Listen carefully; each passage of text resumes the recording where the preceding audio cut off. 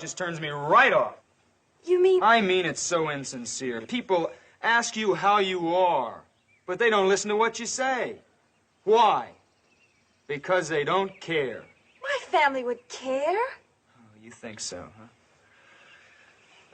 You get home from school, they probably say, how was school, right? Something like that. Well, I'll bet you that if you say lousy, they'll say, oh, that's fine, let's eat.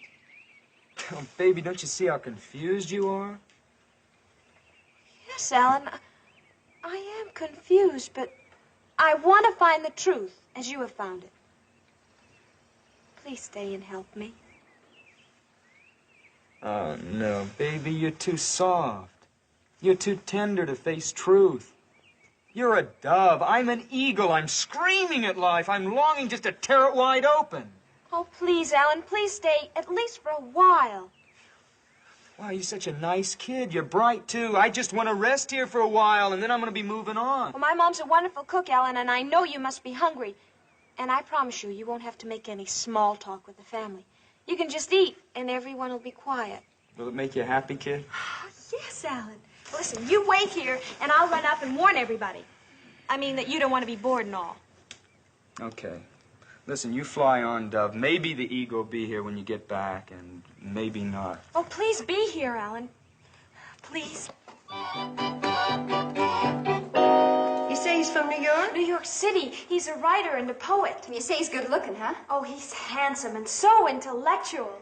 And you left him sitting down at the track? Oh, he's resting. We walked all the way from Hooterville. You walked all the way from Hooterville? Not really, Mom. I floated, I flew, I danced. Oh, Mom, he's so brilliant. Where are you going, Billy Joe? Well, I just thought I'd freshen up a little bit. We want to make a good impression, don't we? We sure do, Billy. Oh, Mom, Alan's the first boy I've ever met that I can really communicate with. Well, he knows everything, he's read everything. He's so deep and so alive, so sensitive and so profound. And you met him in Hooterville? Uh-huh. At the library on my way to school this morning. Bobbie Jo, come over here and sit down and tell me everything right from the beginning. Okay. Hi, Bobbie. How are things at school today? Oh, just lousy. That's fine. Let's eat, Kate. You see, we just don't listen to each other. We're just not alive. Well, I'm alive and I'm hungry. We're all hungry, Uncle Joe. We're hungry to know who we are, where we are, and why we're here. Well, speaking for myself, I'm Joe Carson. I'm in the kitchen. I'm in here to eat. Oh, no wonder Alan's so bitter.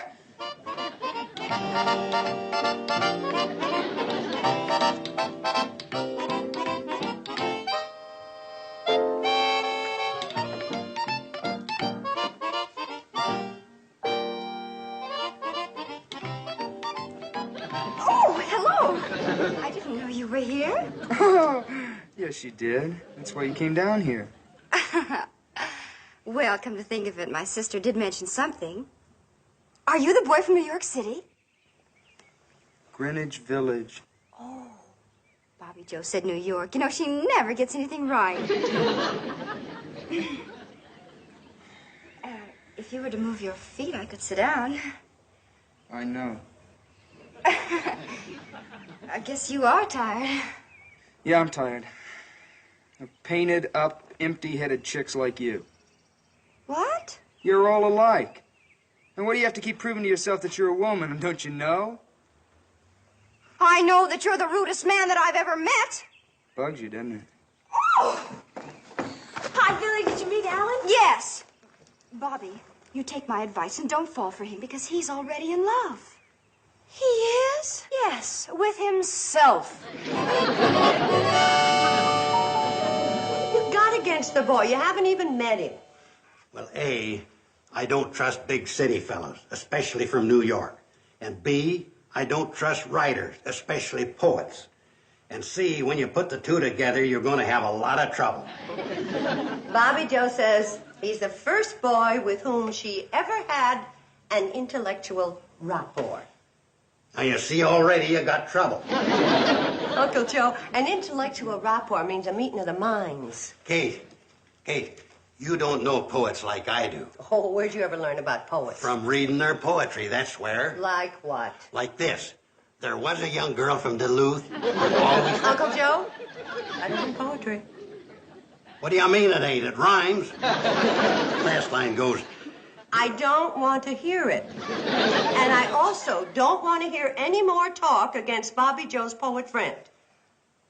I understand exactly how she feels. When I was a girl, I was in love with Longfellow, Whittier, Byron, Keats, Shelley. All at the same time. yeah, but one big city fella can be more dangerous than them 5 local boys put together. Mom? In here, Bobbie Jo. Mom, Uncle Joe, I'd like you to meet Alan Landman. How do you do, Mr. Landman? It's an honor to have you here. What kind of poems you write, Alan? My poetry is a cry of anguish in the tortured night. Oh, you write jingles for them indigestion commercials. Joe! Oh, no, I'm sure Mr. Landman is way above anything like commercial jingles. Oh, of course he is. My poetry is a scream of protest. I sound the alarm. I hang the bell on the cat. I shout in the atrophied ear of a sleeping America. Isn't that marvelous? Wonderful. You like it? It's absolutely fascinating, inspirational. You didn't understand a word I said. Not a word.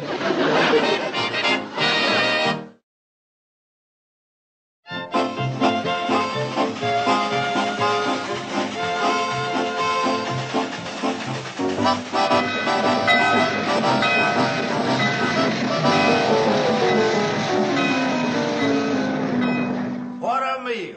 That Dutch apple pie was laughing good. Kate really outdone herself tonight. So do you. You keep on eating like that, and you're going to have to back up to a door to knock on it. Oh, Uncle Joe, stop teasing Charlie. He's not so fat. I've seen people a lot fatter. Yeah, me too, but I had to buy a ticket. Mom, do I have to take part in that silly poetry reading? Oh, of course not, dear. You can wash the dishes. You know, I'd rather wash the dishes than listen to you-know-who. Now that Mr. Landman is here, we can start the poetry discussion. Be seated, everybody. Now, I thought it'd be kind of nice if each of us recited a couple of lines from our favorite poem, and then I'm sure that Mr. Landman will favor us with one of his original compositions. Well, you started off, Kate. You're already on your feet. Take Charlie an hour to get to his. This is from the Rubaiyat of Omar Khayyam. Here with a loaf of bread beneath a bough, a flask of wine, a book of verse, and thou beside me singing in the wilderness. And wilderness is paradisey now. Ain't that kind of risque for mixed company? I don't think so. They was just singing and drinking a little wine. But they're out in the wilderness. True. They could be married, it don't say. Man don't go out in the woods with his wife. Yeah, but he was drinking wine, don't forget. That's enough discussion. Who else has some poetry? You, Bobbie Jo? Oh, I'd rather just sit and listen, Mom.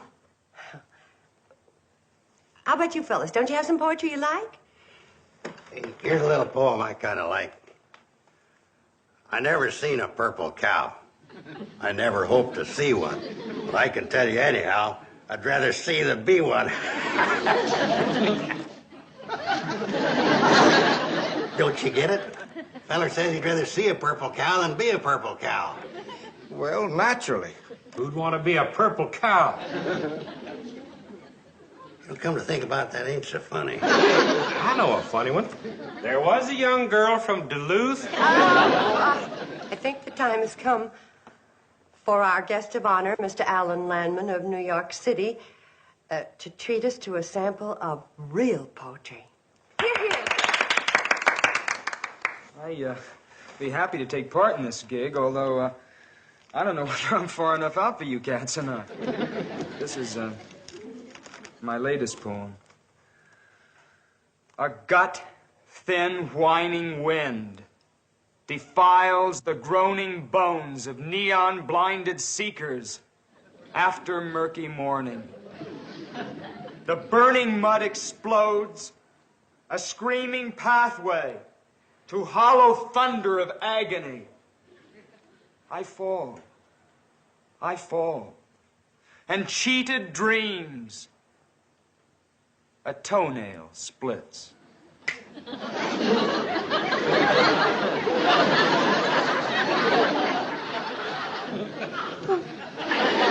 Who would like to start the discussion? I think that was one of the most exciting poems I've ever heard. Anybody else? Floyd? Did you have an emotional reaction from Mr. Landman's poem? Yeah, but I think it is Dutch apple pie. I'd like to know what it means, if anything. So would I. It means that this is a cemetery, and you're all corpses. Good night. Oh, Alan, wait for me! Your cigarette? Sure.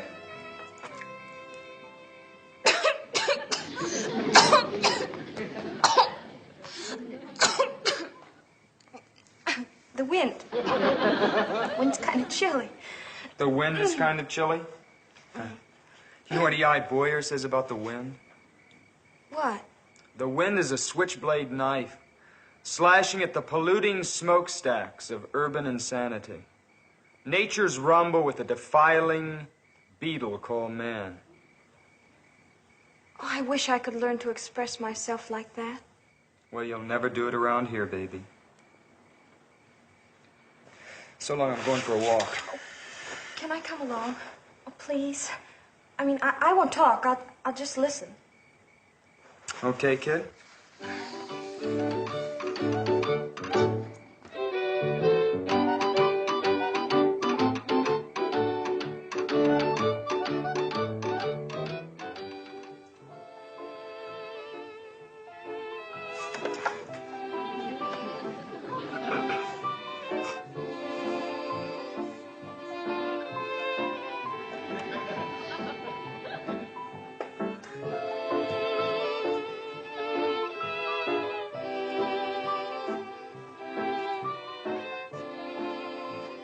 Hey, What? Who's sleeping? it's 1 o'clock. Why don't you go on up to bed? I'll wait up for Bobbie Jo and that poet. No, I want to see Bobbie Jo when she comes in. Well, in that case...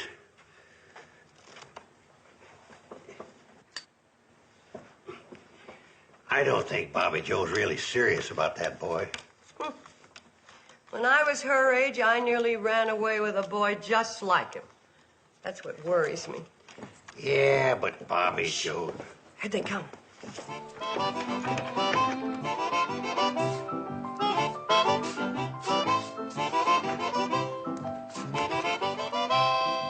Oh, what a terrible hand. I ought to shoot you, Uncle Joe, for giving me cards like this. Oh, look who's here. Sorry we're late. Late? Is it late? I didn't notice. Mom, I know you're waiting up for me. Yes, I was. Go to bed, honey. I want to talk to Mr. Landman. Okay, but I want you to know that whatever he says, I'm completely on his side. Good night, Alan. Good night, baby. Good night, Uncle Joe. Am I leaving? Yes, you are.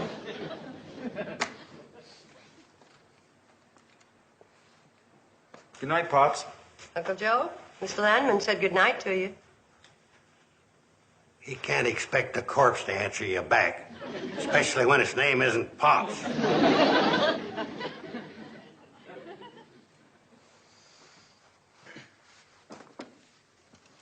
Okay, I'm gonna save you a lot of time. I'm crazy about Bobbie. We've been talking about me sending for her when I get to New Orleans. Uh-huh.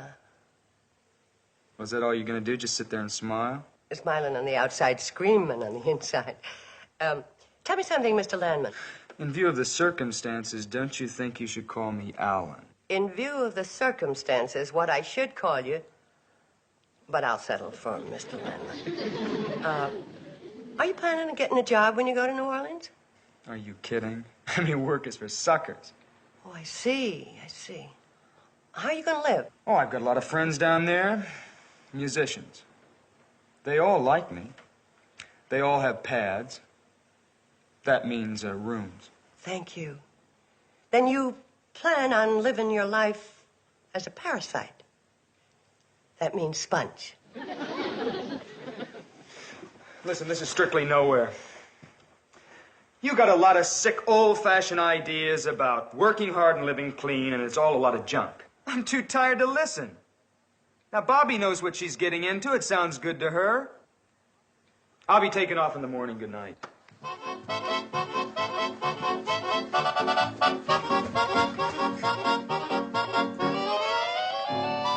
heard that?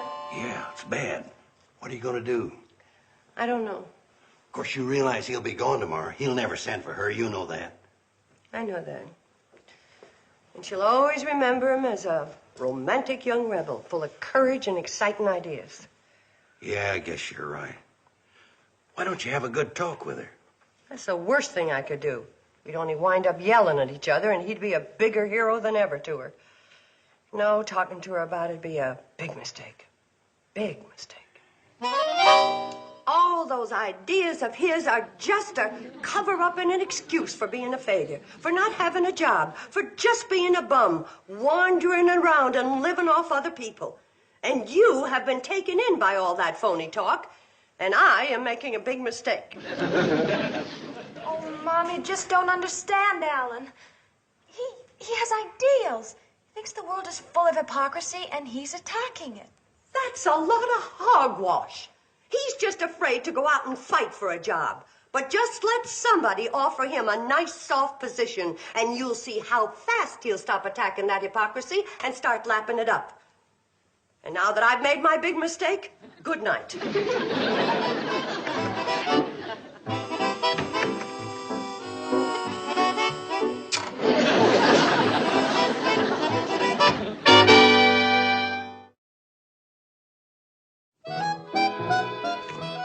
Mother's just looking out for your welfare, Bobbie Jo. I suppose you don't like Alan either. No, but it's nothing personal. He's been nice to me. In fact, he told me I was the biggest square shooter he'd ever met. Of course, he took a poetic license and left out shooter. Thank Thank you, Mr. Bradley. Oh, Uncle Joe, I'd like you to meet Mr. Stanley. He's going to spend a couple of days with us. Get away from the high pressure of big business. All right. This is my daughter, Bobbie Jo. Hello, Bobbie Mrs. Jo. Stanley. You're leaving, Alan? Yeah, kid, but you'll be hearing from me. Oh, Mr. Landman, you should meet Mr. Stanley. He's from New York, too. Mr. Stanley, Mr. Landman. How are you, young man? You really want to know? Mr. Stanley is the president of the Rollo Dog Food Company. He was telling me all about his advertising problems. It's driving me out of my mind. I've offered a $2,000 bonus for a jingle I can use on radio and television, and no one in my agency can come up with one. $2,000 just for a jingle? Just a 4-line jingle. Mr. Landman is a poet. Oh, of course, he only writes high-class stuff. Is that so? $2,000. I know what's going on in your mind. You do? You think Alan's going to be tempted by that $2,000 and try to sell Mr. Stanley a dog food jingle. I don't think a superior artist full of ideals would do that. No, never. By the way, I thought your poet friend was leaving this morning. Well, he was, but he had to... Listen to this one, Mr. Stanley. Rollo dog food is never gummy. Can't form a ball in your puppy's tummy. Rollo dog food is doggone yummy.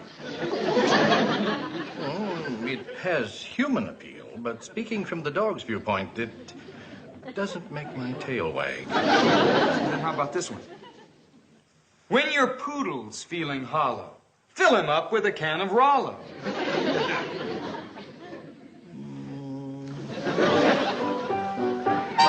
What's so wrong with Alan wanting to earn $2,000 when you think about it?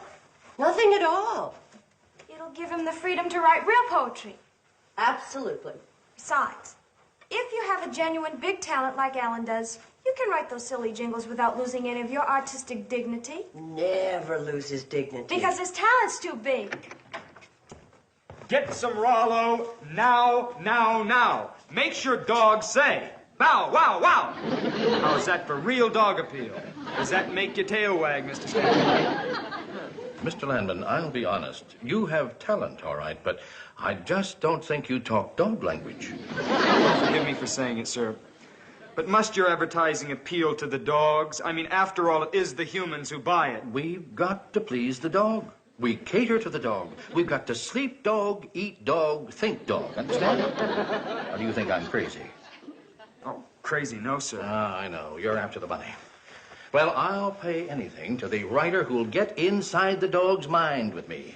I'm in there, but I can't write. I really think I could do it, given a little time. Well, I don't know. Dog persons are born, not made. You've either got that dog in you or you haven't. And I say you can't please a dog consistently if you don't have the dog's viewpoint. I feel I really have it, sir. I don't know. You're tempted by the money. No, really. Dogs, they seem to feel that I'm one of them. They accept me. Are you sure? Sometimes they pretend just to get food out of you. No, it's sincere. I warn you, you can't fool a real dog person. And I'm real dog, my boy. I'll tell you something confidential, may I? Please. When I see a cat, I want to chase it up a tree. Now you think I'm crazy, right? No, on the contrary. I've never told anyone, but I like to run after cars and bite at the tires. That's a good sign. You're not lying. I cross my heart and hope to get run over. This may be a great day for Rollo. I'd like to shake your paw. Bow, wow, wow.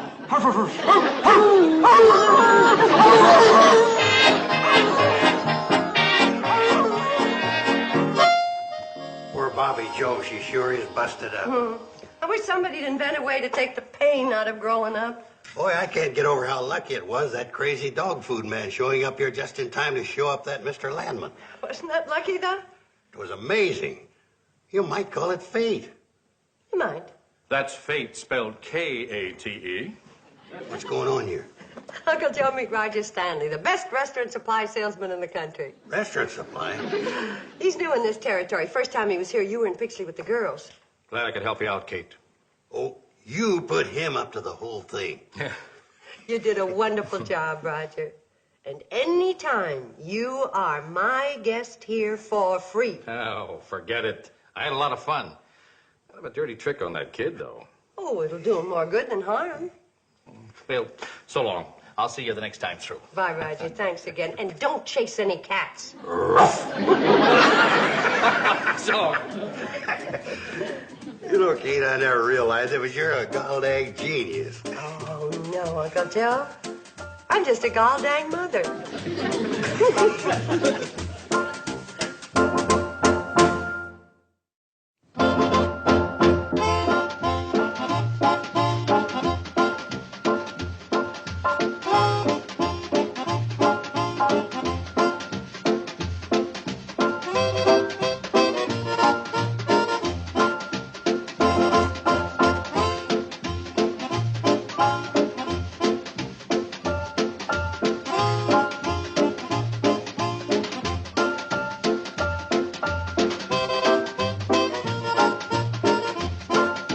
Petticoat, Junction. This has been a Filmways presentation.